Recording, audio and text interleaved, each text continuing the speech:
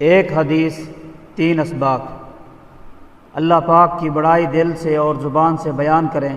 اللہ اکبر لا الہ الا اللہ واللہ اکبر وللہ الحمد۔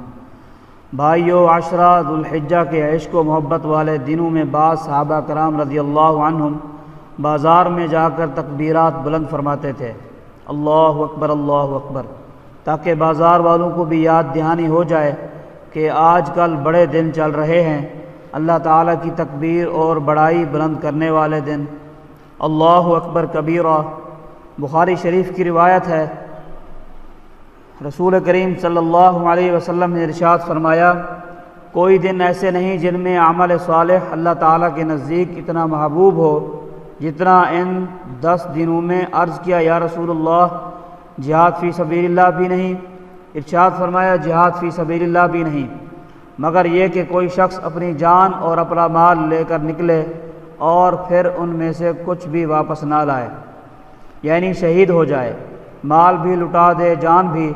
ایسے شخص کا عمل ان 10 دنوں کے نیک عمل سے زیادہ افضل ہوگا۔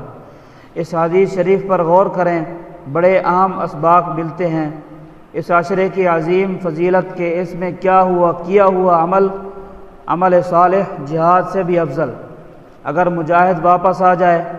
دوسرا بڑا سبق یہ کہ حضرات صحابہ کرام رضی اللہ عنہم کا پختہ نظریہ تھا کہ جہاد سب سے افضل عمل ہے، اس لیے جب کسی اور عمل کی جزوی افضلیت سنتے تو حیران ہوتے اور طالبانہ سوال فرماتے۔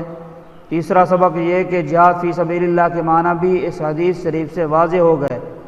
وہ جو ہر عمل کو جہاد بنا بیٹھتے ہیں، غور فرمائیں کہ حضرت آقا مدنی صلی اللہ علیہ وسلم اور حضرات صحابہ کرام رضی اللہ عنہم کی مجلس میں جہاد کا کون سا معنی مراد ہوتا تھا۔